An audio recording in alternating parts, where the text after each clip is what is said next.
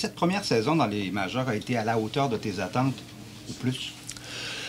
Je dirais qu'elle a été un petit peu plus à la hauteur de mes attentes parce que c'est quelque chose que je rêvais, mais j'avais aucune idée c'était quoi la Ligue majeure.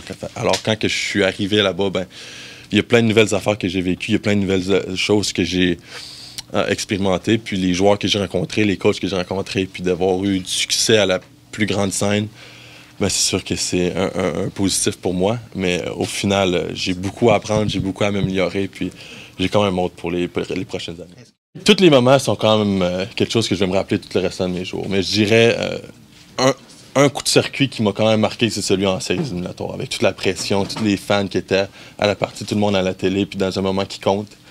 Pour moi, c'est le circuit contre les Astros qui m'a vraiment marqué. Ouais, c'est quelque chose que tu peux pas vraiment décrire. Hein? Quand tu frappes le coup de circuit, tu regardes la balle, je savais pas si ça allait sortir, mais j'avais quand même une bonne idée au champ posé, puis de voir la balle aller dans les estrades, puis voir les fans tous se lever debout, crier, puis comme crier ton nom, puis tu cours les buts, puis tu penses à tout ça, puis t'es pas vraiment capable de penser à rien parce que ce qui vient d'arriver, c'est comme surréel.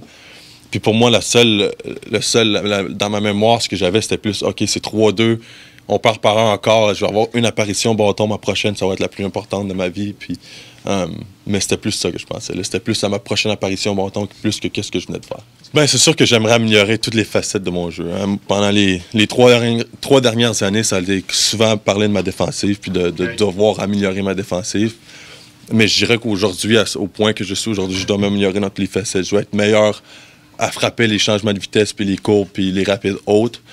Puis je dois être meilleur en défensive. Puis en même temps, tout ça, mon but pendant la saison morte, c'est d'arriver en santé au camp d'entraînement, puis de travailler sur toutes mes petites blessures que j'ai en ce moment pour pouvoir être en santé quand la saison commence. C'est quoi d'affronter les Blue Jays, justement? Tu sais, t'es une équipe canadienne, puis c'est la première fois qu'il y avait deux joueurs nés au Québec qui s'affrontaient en série. C'était-tu un peu spécial, justement? C'était spécial, surtout que c'était ma première fois en série éliminatoire, puis que j'affronte une équipe du Canada. Puis moi, j'ai grandi à regarder les Blue Jays en série éliminatoire. Hein, les José Bautista qui font le bat flip, puis j'ai comme un peu... C'était un peu ça qui m'a fait jouer au baseball puis vouloir jouer au prochain niveau.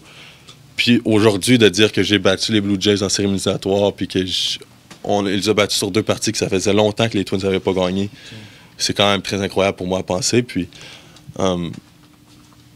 aussi de voir, je réalisais pas à quel point c'était un peu plus gros au Canada, juste le fait que je joue contre les Twins, puis les médias qui étaient sur place au Minnesota, québécois puis canadiens pour m'interviewer, c'était quand même très spécial aussi.